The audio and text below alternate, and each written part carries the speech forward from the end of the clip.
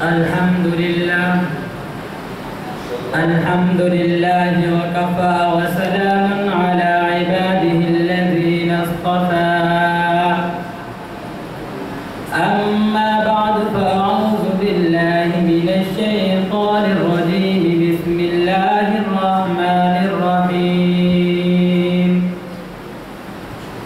إنا أعطيناك الكوثر فصل لربك وانحر إن شانئك هو الأبتر صدق الله العظيم وصدق رسوله النبي الكريم ونحن على ذلك لمن الشاهدين والشاكرين والحمد لله رب العالمين.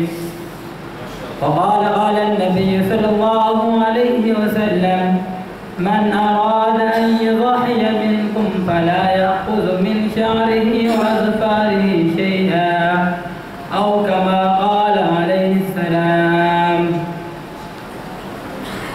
سعادت مند بیٹا جھک گیا فرمانے باری پر،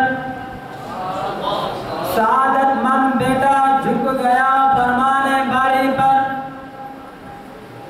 زمین و آسمان حیران اس اطاعت گزاری پر، رضا جوئی کی یہ صورت نظر آئی نہ تھی اب تک، رضا جوئی کی یہ صورت نظر آئی نہ تھی اب تک، یہ جرت و بیشتر انسان نے دکھلائی نہ تھی اب تک.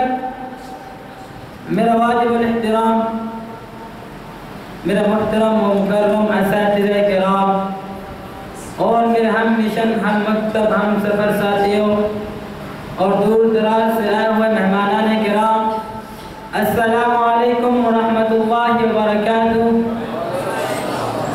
آج میں آپ حضرات کے سامنے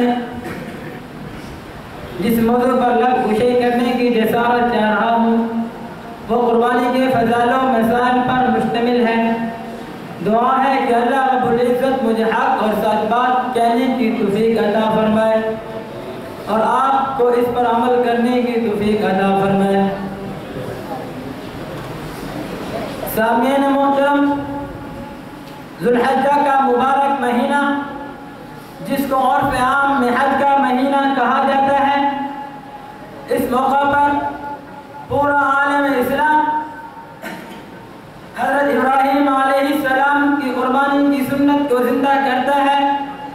قربانی کی تاریخ کا آغاز حضرت آدم علیہ السلام کی تخلیق کے ساتھ ہی ہو گیا تھا. قربانی کی تاریخ کا ثبوت حضرت آدم علیہ السلام کے دو بیٹوں کی قربانی سے ملتا ہے. قرآن مجید میں ارشاد باری تعالی ہے، نحن نقص علیک نبأهم بالحق انہم فتیۃ آمنوا بربہم وزدناہم ہدی. ان لوگوں کو آدم علیہ السلام کے بیٹوں کی قربانی کا واقعہ سنائیے. ان دونوں نے قربانی کی، ایک کی قربانی قبول ہوئی، دوسری کی قبول نہ ہوئی. اس واقعے کے بعد دنیا میں جانوروں کی قربانی کا سلسلہ شروع ہو گیا. جانوروں کی قربانی اللہ تعالیٰ کے علاوہ کسی کے لیے جائز نہیں. اللہ پاک فرماتے ہیں مجھے جانوروں کی گوشت کی نہیں، مجھے کھالوں کی نہیں، مجھے خون کی نہیں، بلکہ قربانی کرنے والوں کے تقوی کی ضرورت ہے. ہر امت پر قربانی فرض تھی. قرآن پاک میں اللہ تعالیٰ نے فرمایا وَلِكُلِّ أُمَّةٍ جَعَلْنَا مَنسَكًا لِيَذْكُرُوا اسْمَ اللَّهِ عَلَىٰ مَا رَزَقَهُم مِّن بَهِيمَةِ الْأَنْعَامِ. سامعین محترم، ہر امت پر قربانی فرض تھی. اللہ تعالیٰ نے فرمایا مجھے جانوروں کی گوشت کی نہیں، کھالوں کی نہیں، بلکہ قربانی کرنے والوں کی تقوی کی ضرورت ہے. ہر امت پر قربانی فرض تھی. وَلِكُلِّ أُمَّةٍ جَعَلْنَا مَنسَكًا لِيَذْكُرُوا اسْمَ اللَّهِ عَلَىٰ مَا رَزَقَهُم مِّن بَهِيمَةِ الْأَنْعَامِ. ہم نے ہر امت کے لیے قربانی مقرر کر دی تاکہ ان جانوروں پر جو اللہ تعالیٰ نے عطا فرمائے ان پر اللہ کا نام لیا جائے. اور تم سب کا معبود ایک اللہ ہی ہے، اسی کے فرما بردار ہو جاؤ. ایک اور جگہ ارشاد فرمایا قُلْ إِنَّ صَلَاتِي وَنُسُكِي وَمَحْيَايَ وَمَمَاتِي لِلَّهِ رَبِّ الْعَالَمِينَ. کہہ دیجئے میری نماز، میری قربانی، میرا جینا، میرا مرنا سب اس اللہ کے لیے ہے، اس کا کوئی شریک نہیں. مجھے اس امر کا حکم دیا گیا، میں سب سے پہلے اللہ کا فرما بردار ہوں،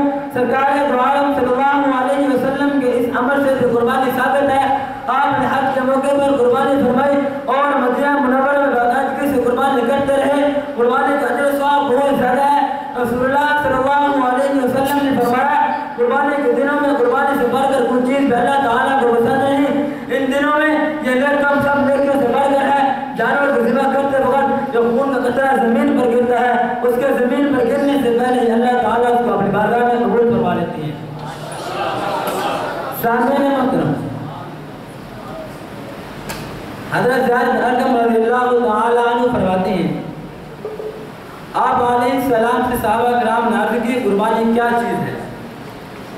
आप अलैहिस्सलाम ने फरमाया, कुर्बानी तुम्हारे बाप हज़रत इब्राहीम अलैहिस्सलाम की सुन्नत है। सहाबा ने फिर पूछा, हमें कुर्बानी करने से क्या मिलेगा?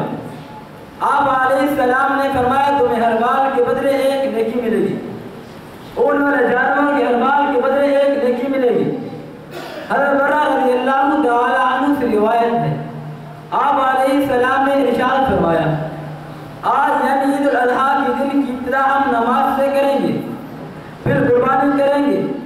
जिसने ऐसा किया उसने हमारी सुन्नत के मुताबिक किया। आप अलैहिस्सलाम ने कुर्बानी ना करने पर वाइद फरमाई। आपने फरमाया, जो शख्स कुर्बानी की इस्तात के बावजूद कुर्बानी ना करे वो हमारे ईदगाह के करीब न आए। कुर्बानी एक मुस्तकिल इबादत है। जिस तरह नमाज पढ़ने से रोजा रखने से नमाज अदा नहीं होती, ज़कात अदा करने से हज अदा नहीं होता, इसी तरह सदका खैरात अदा करने से भी कुर्बानी अदा नहीं होती। कुर्बानी उस मर्द पर वाजिब है जिस पर ज़कात फर्ज है। कुर्बानी जिस तरह मर्दों पर वाजिब है, इसी तरह अगर किसी औरत की मलकियत में कुर्बानी के निसाब का माल हो तो उस औरत पर भी कुर्बानी वाजिब है। जो मुसलमान मर्द औरत इतने माल का मालिक रहे उन पर कुर्बानी वाजिब होती है। जब तक इतना माल उनकी मलकियत में रहेगा उन पर हर साल कुर्बानी वाजिब होती रहेगी। सामने मोहतरम, ज़ुल्हिज्जा की 10वीं तारीख से लेकर ज़ुल्हिज्जा के 12वीं तारीख सूर्य गुरूब होने से पहले कुर्बानी का वक़्त है। इन दिनों में जिस वक़्त चाहे कुर्बानी करे, मगर रात को ज़िबा न करे। सबसे अफजल 10वीं ज़ुल्हिज्जा को, उसके बाद 11वीं फिर 12वीं। इन दिनों में बकरा बकरी, गाय बैल भैंस ऊँट, सिर्फ इन जानवरों की कुर्बानी करना जायज़ है। जिस शख्स का कुर्बानी करने का इरादा हो उसके लिए मुस्तहब है ज़ुल्हिज्जा की इब्तिदा से लेकर जब तक कुर्बानी का जानवर ज़िबा न करे, जिस्म के किसी मसलन बाल नाखून वगैरह साफ न करे, क्योंकि कुर्बानी करने वाला शख्स अपने जान के फिद्या में कुर्बानी कर रहा है। कुर्बानी जानवर हर जुज़ कुर्बानी करने वाले के हर जुज़ का बदला होता है, ताकि जिस्म का कोई जुज़ नज़ूल रहमत के वक़्त गायब होकर कुर्बानी की रहमत से महरूम न रह जाए। कुर्बानी का जानवर को ज़िबा करना मुस्तहब है।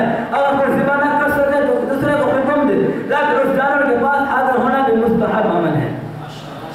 दुआ है कि अल्लाह रब्बुल इज़्ज़त हम सबको शरीयत के मुताबिक कुर्बानी करने की तौफीक अता फरमाए। वमा अलैना इल्लल बलागुल मुबीन।